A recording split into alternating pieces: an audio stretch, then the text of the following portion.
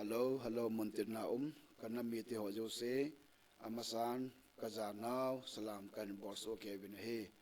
kakipa e no ho jose tosop na zalin ka channel jong khang to jengin chule tu jana e nevat pi jing ho hen lang chule sel e bor pi le ho jose chunga jong ki pa thu kan se kin ne he tu phat sort pi hi ba YouTube me chi mangsa hin la ho izakai ho hilchet ho new boarding ho kan bol jom thei pon boin ho ji in jong le tu nin pathin lam na ipi to kirana kalunga kilang jing chule khangdong ho tampin jong present worship ma ha sa ma mau sangpen pakai ti wa choi la hi intro let itikitum ham chule solo itikitum ham ti hi thamakhat bor thei kham khama hilchin na kan bor no min chule sangpen pakai la hi master ki ki hi en chule ala rhythm chule hi rhythm hi slow go ai lo ballet hi in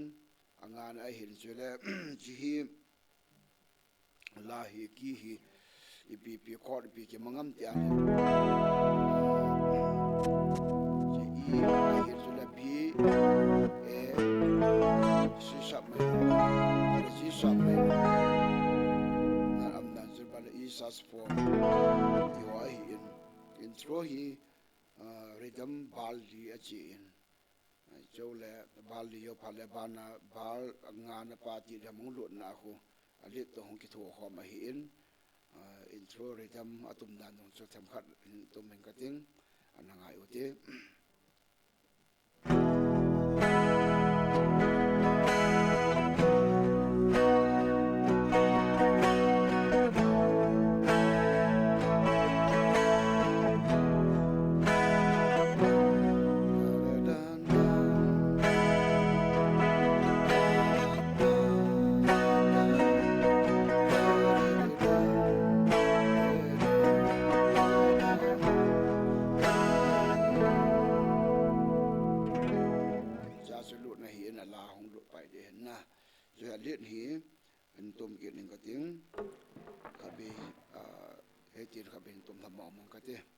One,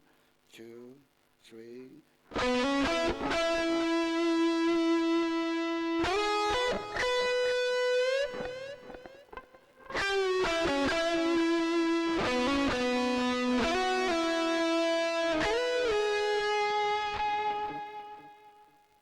Kihi alit ni ai le asol facang ayong thamkhat a o akizul hona he thim the ndingen sol facang o pang hi ka ga sei do no min aung lut na hele 1 2 3 4 bet na khu hung lut na hitan cha ho le sola don do 1 2 3 sola don do sola pa hi ji so hi gital he fret hi ko to som la kha na pa ko na pa guitar string number hi 4 string jangli na pa hi in kami ko akatu in jlai so la pa hi fret som la kha 11 na la hi hammer kore ta chok sa de ta le loading in khabe bo ji so pe de la pa hi amana khit le ta na hammer ji chu guitar string ki hian ji ri dan he na ji sola don ati la 1 2 3 sola don do ta ko ji na ban mi so ban lai pa ho lai guitar bending ka bena hi to so ding hen ya je to so na hi ji ko jong thom na pa me o pa hi amma hi chahi ka sort pa second string hi ka kho je ten ni to ki thua ya ko mai pang kho ma hin ta ina nga hi ka jit lam ka khot phang he chi ka khot me la nga hi gang ta na ka chit ka su thip pai he ta na aban le chila ya hi je jong hi khabi so sa kwai din na so phat ding le chila hi do re mi re o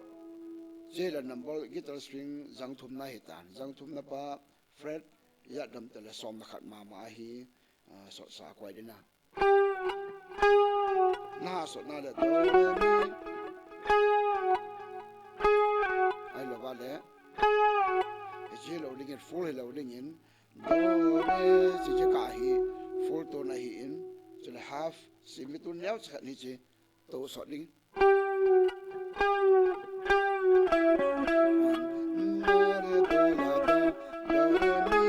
mi hi lo va do re ma ti pa o pa hu na ma re sorry ma re do la do so la so so la so bala do re do pa gang ta slide down to up to su gang ni na chile mi so mi pa ku na kha pa chile do re do pa chu mi so mi e chu na ai bo bin chu a track o yong au min na ngai phat tin la chu a ki tum ta ki tu che do ho le na hi le sun bai lam ta nan he the ding hi na chu hin tin in chu a chu kan sei no na hin tin abana hi solo huai ting le rhythm accord pa chorus ma ka tum ma hi na solo na ya hui pinam ta le chang ho level 1 2 3 4 E and A the 4 E and da E yong hello and yong hello 16 notes bit khana chang li le chang li na pa 4 E and A pa ho do asam pa ho na la pai de hin he chu hu ipidam ta le khabi hin tum hang ka ti na 1 2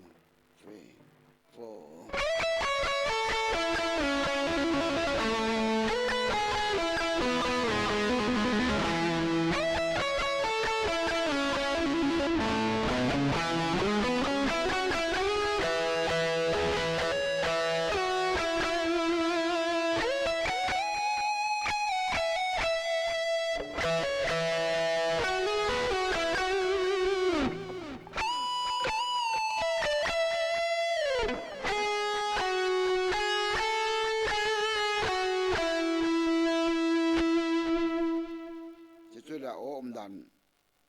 ga ki tum thua hi in a sol fa chang chu da hor do le a track ai lo la music la khun han na chi zui la su na or ta ki ti le hu do ding a hin he chong chu sol fa chang chu phem ta le do do re mi fa sol la ti do chi pa hu don do la la fa fa don do la la fa fa don do mi so mi do ben chi humble chi khabe ba le chi humble u la ba ding a chi ko ma le ta chi de ta na chi la don la fa abana so don do re mi fa so mi don do so mi do chi ki na ala ba na yo pa hai pa chi ki tho to le slide da jo ja kun na do a ki pa do ki la chan ye hi slide na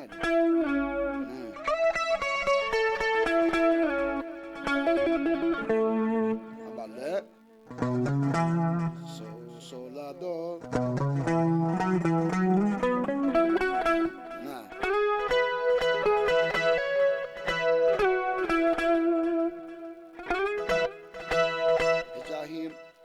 number khat number ni hi chi do hi kame ko ma hi jo phale he cha fret from the nia second string ko harmal ve na kasi pa hi le chi ka khot yung number thum pa second string 4 14 na pa hi ami ewa number 1 hi chong gen tha de tin es oh number 1 fret som na ni apang gen tha de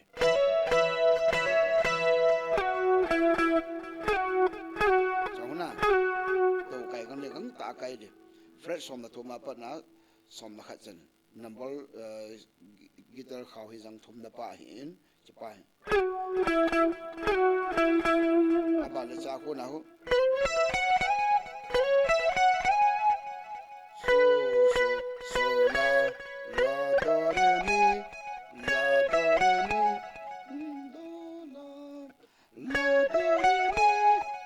slide ba mana mi re do mi re do mi re do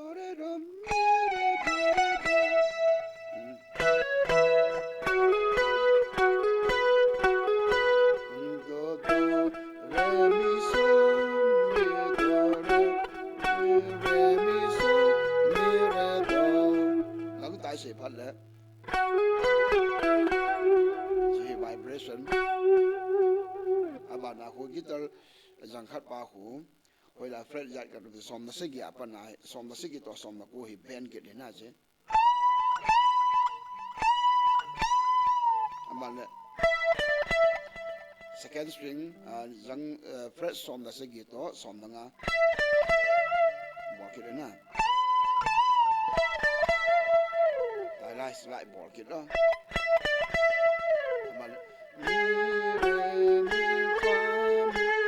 lagu mi akun hokit na je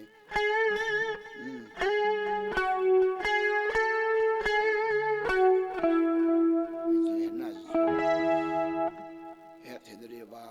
clean to na katum thua hin na e ju distortion na khabe tha tum kin hotin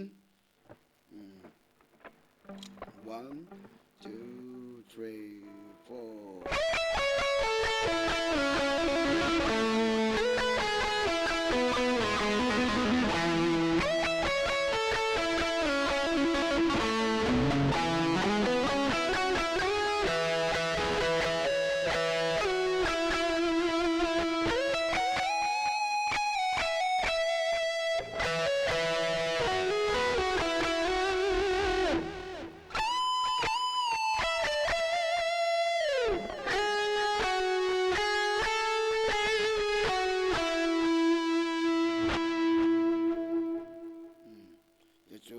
sang pen pakai solo